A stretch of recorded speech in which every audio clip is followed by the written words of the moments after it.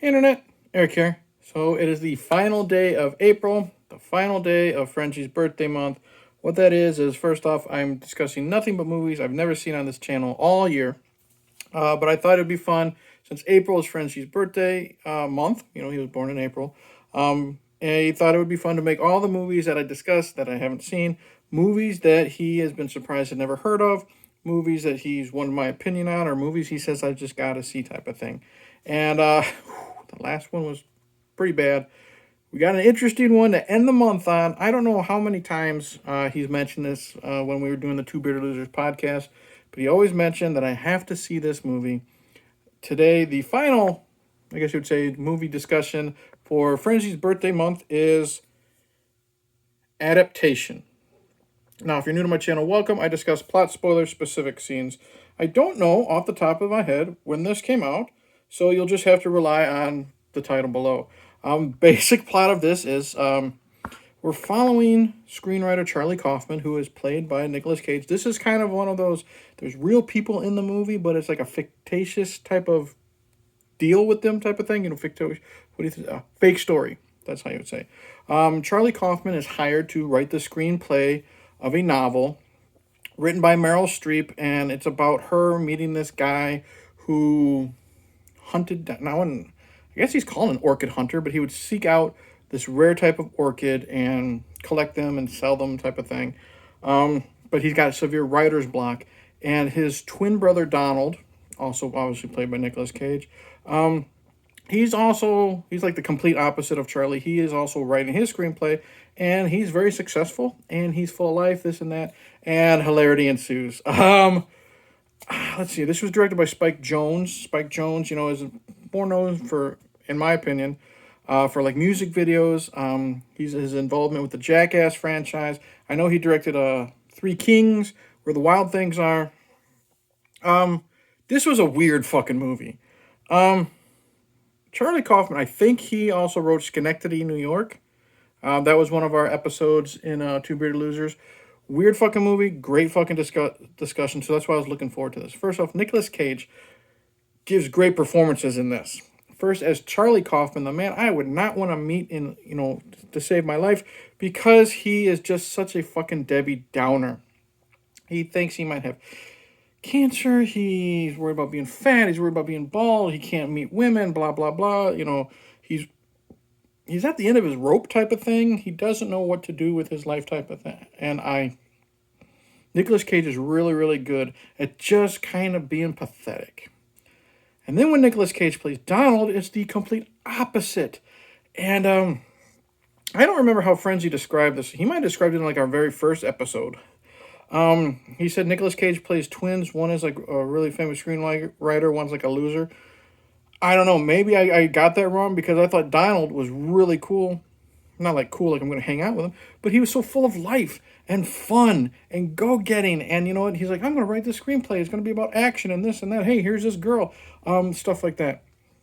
Charlie is such, you know, he's so introverted and nervous around people that he's going to go meet the author, but he can't do it. So Donald, in his, you know, in the warmest of his heart, you know, says, I'll be you. I'll pretend to be you type of thing. So that's how cool Donald is. Meryl Streep plays the author. And I haven't seen a lot of Meryl Streep movies. Maybe Death Becomes Her. There's a couple others. First off, I never realized how pretty she was until I saw this movie. She's really good at being this, you know, she's just an author who after she meets the guy who is collecting the orchids, really starts to fall for him. And I like how she slowly falls for him. She sees the good past the look. And then afterwards, you know, it's a believable relationship. And then afterwards, when she cuts it off, you know, you believe that too. The only other person like that has a nice size role is Chris Cooper. Chris Cooper, off the top of my head, honestly, I don't know what the fuck he's been in other than the Muppets. He was the villain in the Muppets. He's really good in this as the guy who's looking for the orchids. He reminded me of the Tiger King. If you ever saw that Netflix show, that fucking train wreck, he reminded me of the Tiger King. Missing both of his front, you know, both the top and the bottom front teeth. He's ugly as hell. He's dirty. He's nasty. He's probably got nothing going for him in his life, but he's so charming. You know what I mean? And I can understand why Meryl Streep fell for him. You look past the nastiness and she sees the person inside. He's hilarious.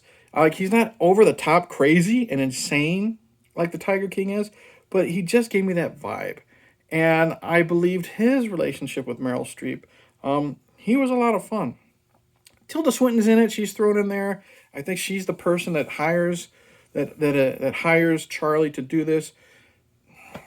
Oh, fantastic actress like Tilda Swinton. She's in it for like 5-10 minutes. Maggie Gyllenhaal plays a girlfriend, in it for less than that. Is there anyone else in there? Don't remember. But the acting is good. There's a lot of weird movie choices in this. It's non-linear, which I'm not always a fan of. Like I've said that before. I'm not a fan of non-linear, but this goes really non-linear. Like the present day is when he's writing the screenplay, but then we also go back and forth between how the relationship with Meryl Streep and I'm just going to call him the Tiger King form. So that goes back and forth, and that's not too hard to follow. But then they decide, like Charlie Kaufman's talking about, way back in the past, and we see like when the dinosaurs were roaming the earth, and then we're cutting forward, and we get to see trees grow and things decay. A fox's body just decompose. Really weird. Could have done without that.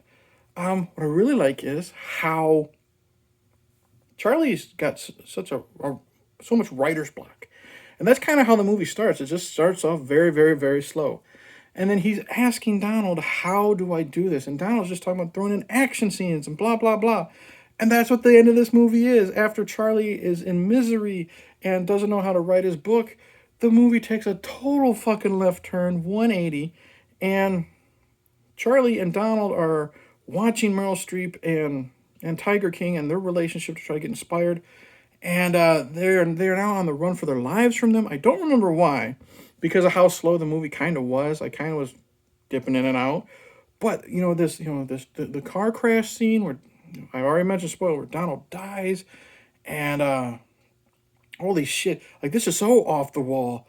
Tiger King is eaten by a fucking crocodile. Meryl Streep, I think, goes to jail. I don't remember. But that whole, these two guys, these two twin brothers hiding from the other two, like the last maybe 20 minutes, it was a lot of fun. And I'm glad how it kind of gave this movie, to me, like a kick in the ass that it needed. Not saying the acting wasn't good. It's just, it was very, very, very slow for me. I thought the special effects when Charlie and Donald are on screen next to each other are pretty seamless. I liked that a lot. What do I really see, Frenzy? This is tough. This definitely would have been better, like as an episode of the podcast where we can discuss this more. This is one of those movies where I'm kind of, if I had this movie explained to me better, kind of like when I'm on a Mike's show, like when we watched The Green Knight. That movie confused the fuck out of me, but that conversation helped me appreciate it and understand it and enjoy it more. That's probably what I would say with Adaptation. I really like the performances.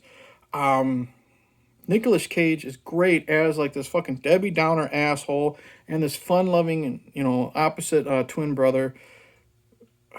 Meryl Streep is great to look at. She's great in this. Chris Cooper as the fucking toothless Tiger King guy. He's a lot of fun. I guess Lightfoot was in it. I don't remember who he was. I think he was just somebody that was on the team. Lightfoot is Indian in the Cupboard and Mortal Kombat Annihilation. Anyways, I liked the last act. Great acting. It was just a little too, I don't know. I don't want to say artsy fartsy. I hate that term. Sorry, wife got home. She was yelling through the wall. Anyways, I'm about ready to end this video. Anyways, great performances.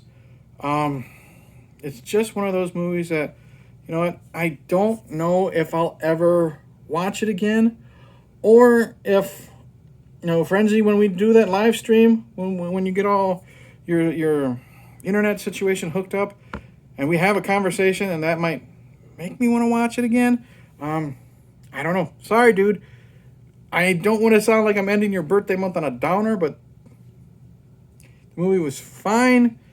The last act was really good. This movie just kind of exists. So, hell of a lot fucking better than River of Darkness. I will say that. So with that, thank you for watching. Like and subscribe if you've been following me. I hope you've really enjoyed Frenzy's birthday month. Frenzy, I hope you have enjoyed Frenzy's birthday month. Lots of stuff planned. Like I said, the rest of the year, nothing but movies I have never seen. I got some stinkers coming up soon. That's for sure. Some franchises. I've got some unboxings to do. Lots of stuff planned, but I don't want to say what it is because I might end up changing my mind. So that's it. Like and subscribe. Click the bell. Comment below. Tell me what you think of this movie. If you've seen it, explain it to me. Am I missing the point? Quite possibly. Yada, yada, yada. Cheers.